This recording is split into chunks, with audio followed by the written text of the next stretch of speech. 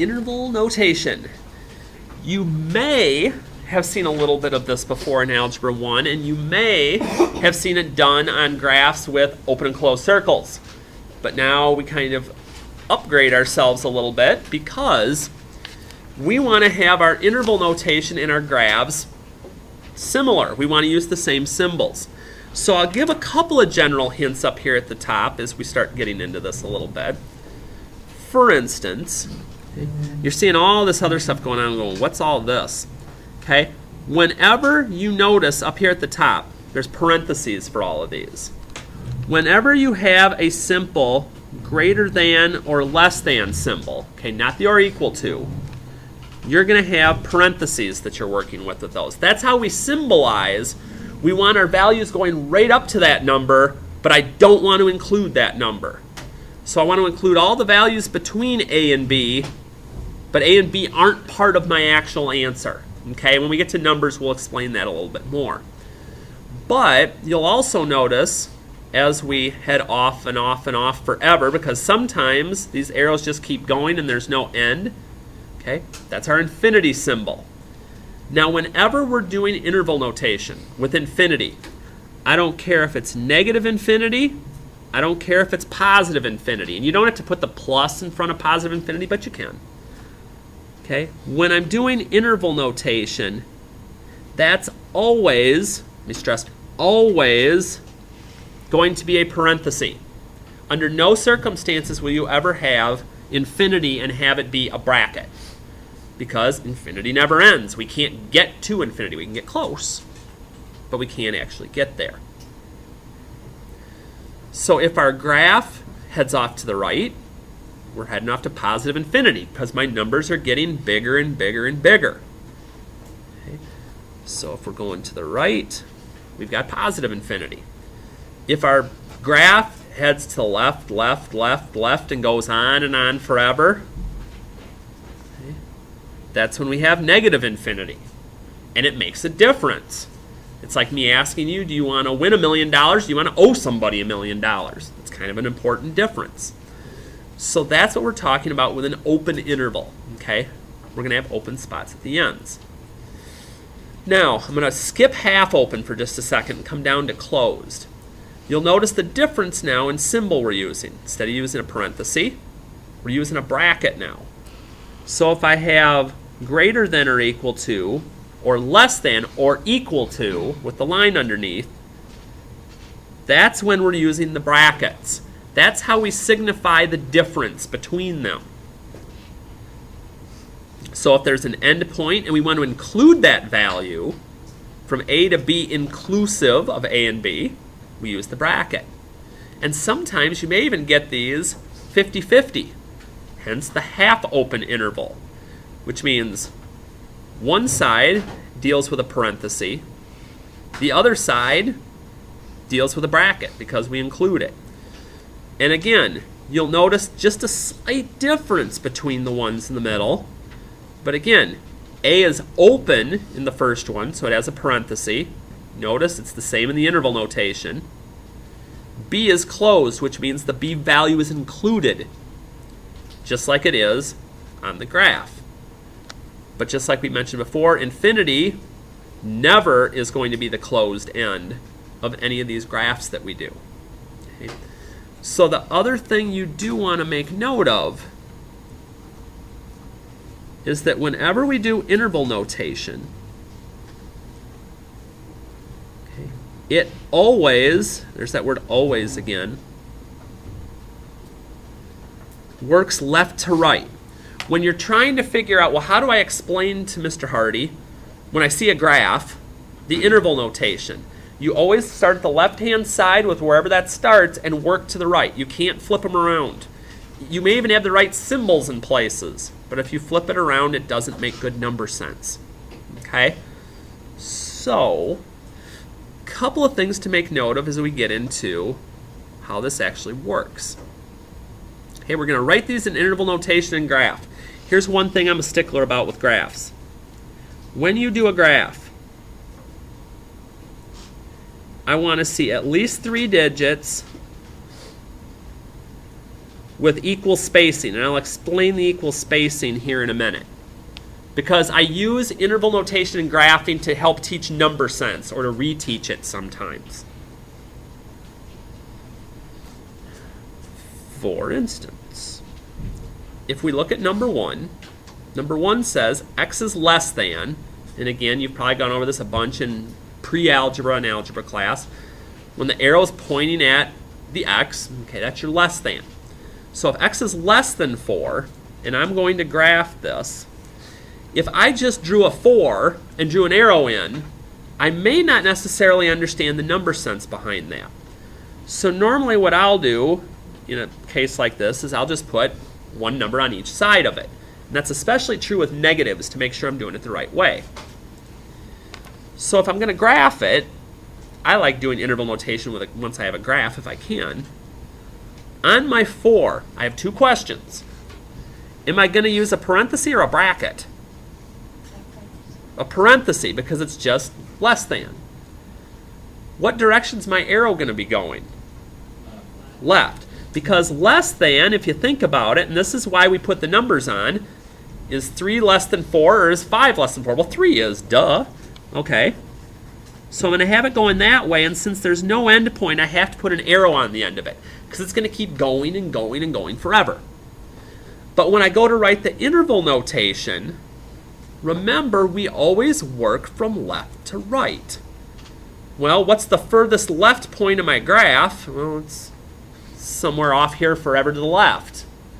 So how do I write forever to the left?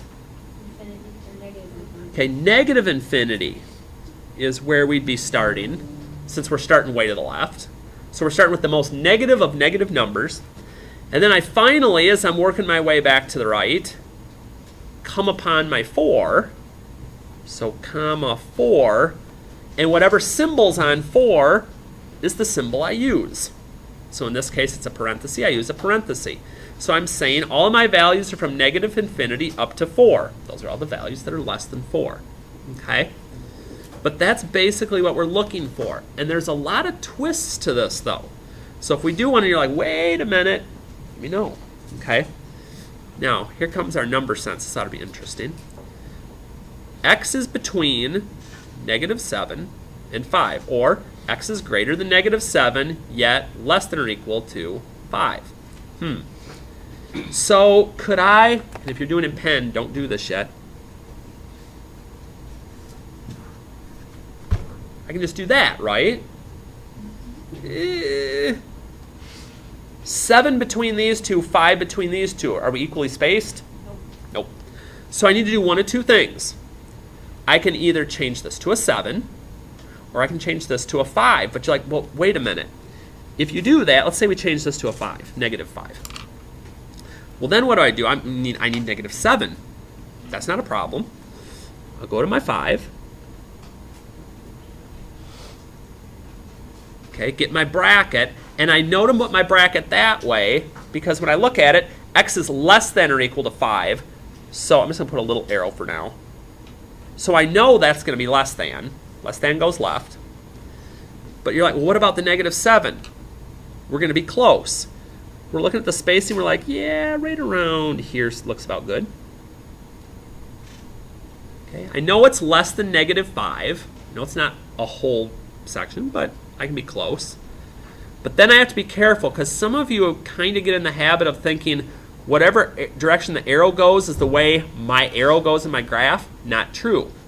Here, the arrow is eating my x if you've done the alligator thing before.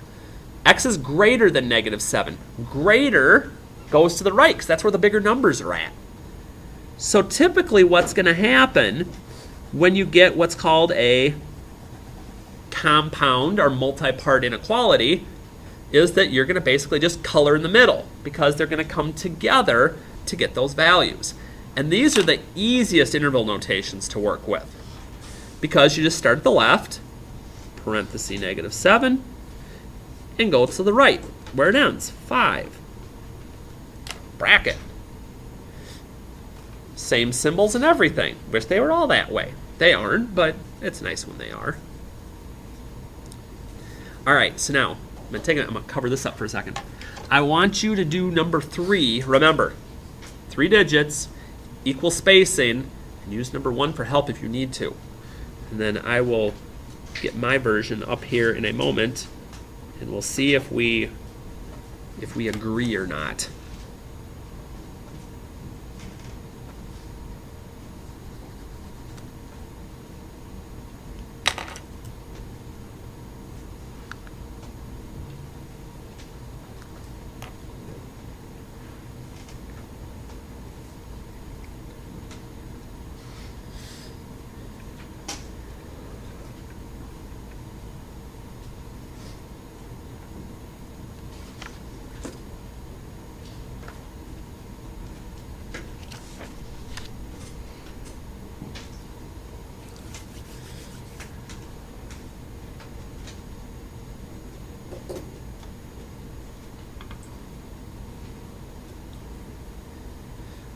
The 2 things I'd want you to look for on 3 would be, did you use a bracket first? And then secondly, did you have it going from 500 to positive infinity? Because again, you always work from left to right when it comes to interval notation. That'll never change for any reason at all. Okay. So let's find a couple more here that might be kind of interesting to play with, and then we'll save a little bit of this for tomorrow. All right, number 4. You're like, that's not a bad one. Well, let's see. Let's say we decided to go with -3, 0, and 3 instead of the 5s. Either one will work for us. And we kind of remind ourselves, ooh, it's kind of like this one was. So x is greater than -3, parentheses, because I can't include it, but x is less than 5, which would be this way, but I can't use the 3 there. So come a little further down here. And again, when I have these, less than, greater than, we have the major crash in the middle. And we love these because, again, I just use the symbols on the ends to complete my interval notation. Yeah? Instead of changing the 5 to a 3, can you change the 0 to a 1? You absolutely could. Yep, as long as you're equally spaced, I'm happy no matter how you want to go with that. So that's real good, actually. So then, last one I want to look at on this side. And there's just one other thing, and I think we'll be good. Number 6. It's got a couple of possible pitfalls. All right, I know -3 is in the middle. What number would I put on the left?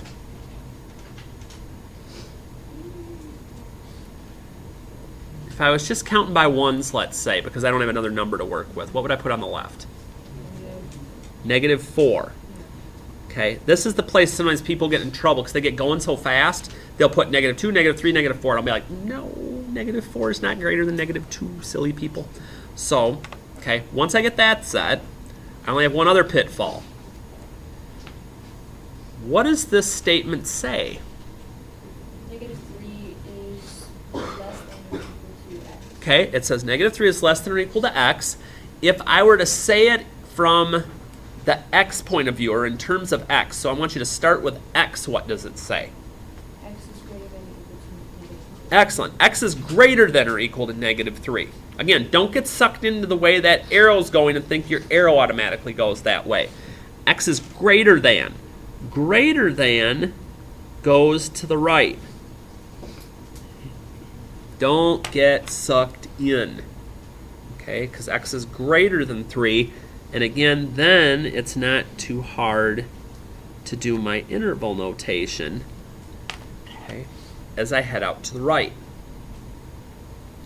All right, I got time for one more little mini thing. And then we can finish this off tomorrow before we actually get into the inequalities. Okay, so to the back we go. One minor thing and we'll have you ready to go here. Okay, find the inequality having the given interval notation. Now, there's a couple ways you can do this. You can do it off the top of your head, because I think some of you are capable of doing it. Or what you can do is sometimes I'll draw myself a little mini sketch and I'll be like, okay, so here's 3, negative infinity to that means I'm going like this. And then I can visualize a little more of, well, what does this mean? It means all my values are at 3 and less than that. So my x values are less than or equal to 3. Now basically what you could do is you can kind of give yourself a little hint. Whenever you see negative infinity, that's going to be like having less than. Negative infinity, x is less than. It doesn't tell me if it's going to be or equal to or not. I got to look at my actual problem for that. If it's infinity, that's going to be greater than. So for example, on number 12, I've got 2 to infinity. So x is going to be greater than 2 because all the numbers from 2 to infinity are 2 and bigger than that. If I get 2 numbers instead of an infinity, okay, I get my x in the middle. X is going to be greater than 4 because the numbers are between 4 and 9, so if I think about it that way, so x is greater than 4, but it's less than bracket or equal to 9. And those set up that way every time. X in the middle, arrows to the left, and I get 2 true statements from that. And what we'll do tomorrow is just go over a couple more just to make sure we're going okay. And then we'll actually be ready to get you guys into actually doing some inequalities. So you guys actually got a freebie night out of this. What? And then we'll take care of that tomorrow. We'll take care of the quiz, and then post-quiz we'll start working on this. And you'll have your homework checks on your desk when you walk in tomorrow morning.